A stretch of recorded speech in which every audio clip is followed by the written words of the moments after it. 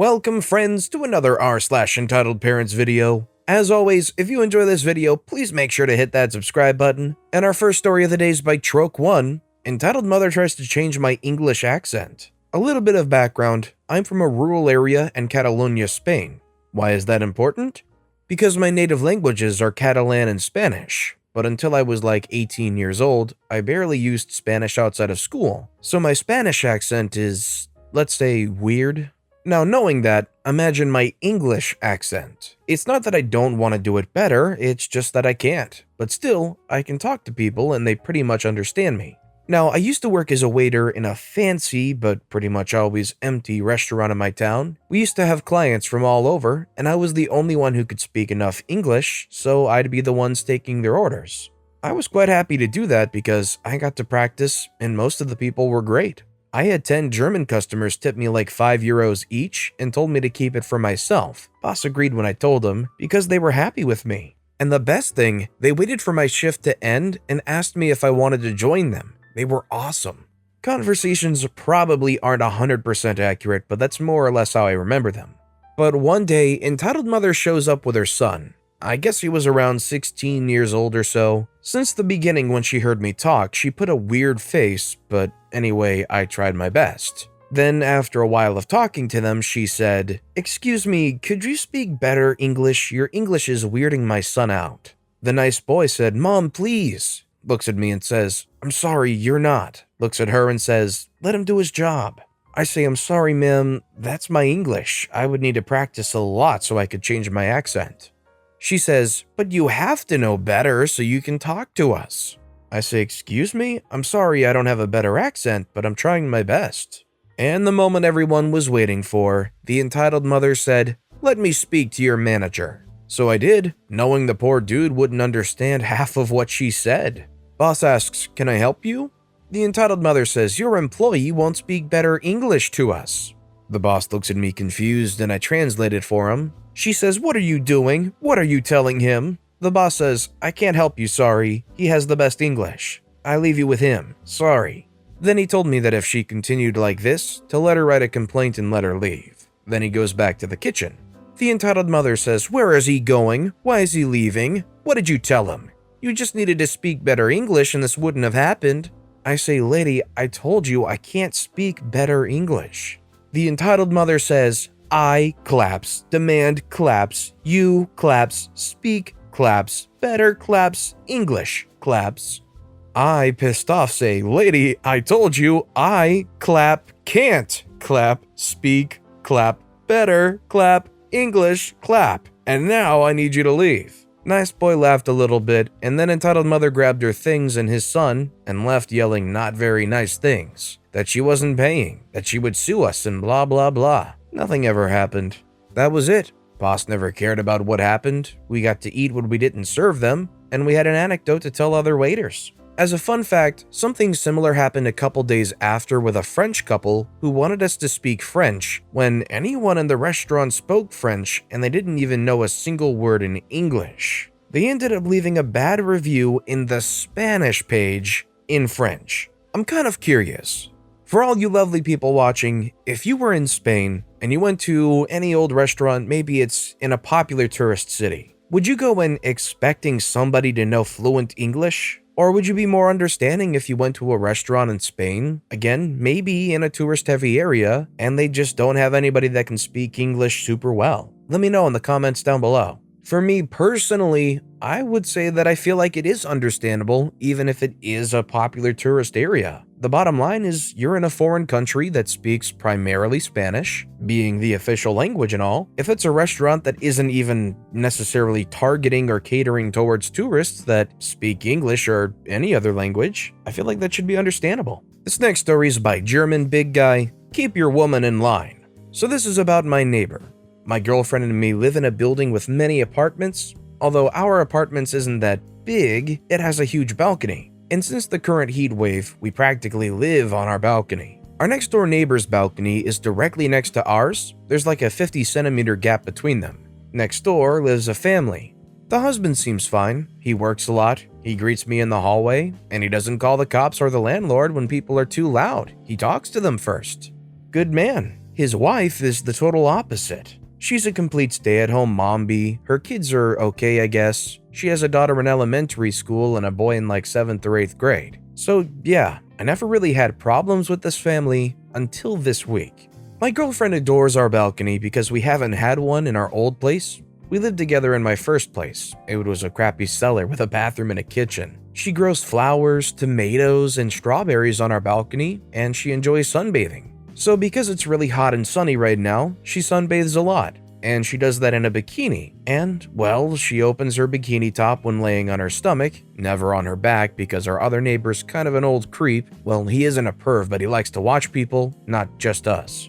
So some days ago, I come back from my shift at the hospital and I met my momby neighbor in the hallway. It started with the usual small talk, but then it shifted. She asked me to get my girlfriend in line because she's exposing herself and her son is distracted. I shrugged it off and got past her. After nearly 10 hours of fighting the stupidity of people in the ER, I wasn't in the mood for her stuff. I then told my girlfriend and she was just laughing about it. She told me that her son is watching her when he was on the balcony and she didn't think much of it. Well, so I took my neighbor's advice. My brother's a carpenter, so I asked him if I could build a screening protection for me. I don't know if the word's right, but a big plate, which prevents my neighbors from looking at my balcony. He said yes, and I picked them up yesterday and installed them. And, well, today I was talking to my neighbor on the other side, the creep, and he was talking to the momby, and she seemed pissed that I put the screening protection up because it's not very neighbor-friendly and that I'm rude. Well, lady, choose. I can't control your kid. I'll gladly take the burden off you. Her husband's okay with it. He told me that his wife's too nosy anyway, and that she's maybe just jealous of my girlfriend, and that he's talking to his son about respecting women. No big explosion, just a momby Karen who thinks my girlfriend has to dress like a nun because her 13-ish son hit puberty. Well, the good news is, at least one half of the parenting that lives next door is actually a reasonable human being, unless there's literally some indecency going on, which sunbathing on your own balcony and not actually being exposed is not indecency. Then all they can do is stand over there and chirp and whine all they want, and then complain because somehow you rectified the situation by allowing them to not see anything. I agree with OP. It's like, well, choose what you want then. It's like she's saying that she does want to watch OP's girlfriend sunbathe. And also, shout out to the dad for turning that experience into a teachable moment for the kid and not just piling on them or grounding them or punishing them because they're just kind of growing and developing and it's a natural thing, you know? The dad in this story is definitely where it's at, and I just hope he can kind of work with the wife to get to a much more manageable point to be friendly neighbors. Our next story is by the Potato Bro, entitled Mother Tries to Ruin My Parents' Wedding. So we start off with my dad going to the church about an hour before the wedding just to make sure everything is prepared, and already trouble is starting, as the front gate's locked and there's no way for the guests to arrive. Dad decides to call Nice Priest, and Nice Priest tells him that the back door's unlocked, so Dad goes through the back door, gets the keys from Nice Priest's office, and unlocks the gate. The catering was due to arrive in some time, so Dad decides to go check on the decoration of the hall. Inside, a funeral was going on. My dad, in shock, decided to go in and try to find out what was happening, so he goes in feeling extremely awkward until a woman stops him. "What are you doing here?" she screamed at him, to which my dad replies quietly, "So sorry for your loss, but my wedding's due here in less than an hour and..." "I don't care, get out of here, we reserved this hall." Dad says, "But..." She says, "I don't freaking care, get the freak out." So my dad, nearly in tears, leaves to call Nice Priest and explains the situation to him. Nice Priest arrives shortly, walks in the hall and shouts at the lady, "How many times do I have to tell you? You reserved the smaller hall, there's a wedding here, and I don't care what you say, get out." She has the audacity to say, "But it's so hot in there, and I didn't want my kids getting sweaty. Besides, can't he just postpone his stupid wedding to another day?" Nice Priest had enough, and knowing fairly well that my dad couldn't afford to postpone, he shouts loud enough for the whole hall to hear, "I've heard enough of you. Get out. Out. I don't care. Out." Now this whole time, her kids were sitting on the floor, drawing on the benches, so I don't think they cared that much. After this, the entitled mother leaves, and my parents get to have their wedding, and a party in the courtyard of the church afterwards. So in the end, they still managed to have a happy wedding. It was already bad enough, but when it got to the point where they said, can't they just postpone their wedding anyway? It's like, what? Do you hear yourself right now? Postpone the wedding? Weddings aren't something you just pop up and be like, you know what? Let's just push that back a day. Like, I'm sorry for their loss too, but that was kind of just ridiculous. And this next story is by, oh look, a throwaway. Entitled parents demand that I respond to their text messages or else.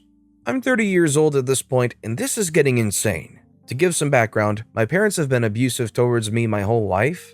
My dad and his jerk girlfriend basically abducted me from my mom when I was a kid. I won't get into it too much, but they made all kinds of promises to me and my mom just to get me away from her, then never let me see my mom or even call her for years after they got what they wanted. It still doesn't make sense to me because it never seemed like they even wanted me around. They would continually get mad at me when I cried about missing my mom as a 10-year-old. As I got older, their controlling got worse. They would micromanage my schoolwork to the point where they would tell me to sit at the table and do my schoolwork until around 10ish at night from the time I was like 12. That was even if I had schoolwork or not. If I didn't have schoolwork, they would make me stare at a random book. I wasn't allowed to go out with friends. Every time, they would tell me some grandiose plans for my birthday, and then a day or two beforehand would say something about how I had done something horrible and my birthday was canceled. This is why I don't celebrate my birthday to this day. When I was 14, they taught me to drive so I could chauffeur their drunk butts to and from bars. Oh yeah, did I mention their usual weeknight activities was, and still is, downing several cases of wine? This sort of behavior continued all the way up until I went to college and finally got away from their nonsense. As you can imagine, I was never really close to my parents, and that hasn't really changed much. Anyway, that's enough of the background. This all went down about a month ago now. I have a full-time job that I was lucky enough to keep throughout the pandemic. As it went with most people in my position, I found myself working more often than not. I have such an extremely distant relationship with my parents now, and as such, I don't make them a priority. Anyway, they had called me a couple of times and texted, to which I didn't respond for a few days. Then I randomly wake up to a text message telling me I'd better respond or they were going to call the police to do a welfare check. That was it for me. Almost as soon as I read that text message, I got a call and I was ready to let loose on them. I was greeted with a screaming banshee saying something to the effect of, "How dare you not respond to us?" Which is all I let the banshee get out before I responded with, "I'm too old for this crap. If you call for a welfare check or show up here, I'll file a restraining order."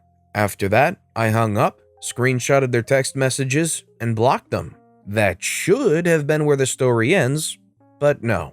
That same day, I went to see my therapist and talked to her about the whole situation, which is the best decision I could have made. I predicted that they would contact my ex, and so I called them to say, "Don't respond to my parents if they contact you." Of course, my ex didn't listen, and on my next therapy appointment, my therapist basically told me that she received a concerned message asking if there was anything wrong with me and if I need to be committed. She responded perfectly and basically said she would know if there was something wrong and that it wasn't their concern, to paraphrase.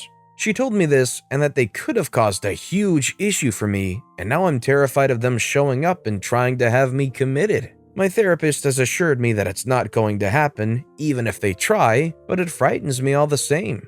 Anyways, thanks for reading. If you're 30 years old and there's enough of a record of this stuff, I don't think there's any way that they could march in and just somehow have you committed.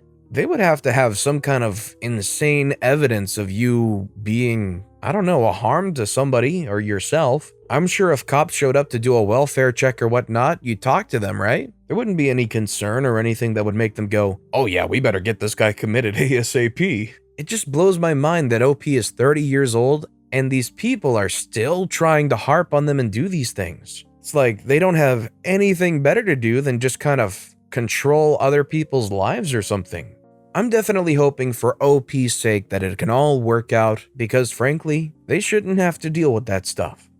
But with that being said, that's a wrap on another bunch of stories here today. As always, if you guys have any favorite videos of this bunch, let me know which one in the comments down below and why. And if you enjoyed the stories in general, if you could subscribe to this channel, it'd mean a lot to me. I make these videos daily, and it's by far and away the best way to support my channel. So no matter what you did, whether it was subscribing or liking, leaving a comment, I just appreciate the heck out of you guys. And as always, I'll be back tomorrow with even more stories right here on the Storytime channel.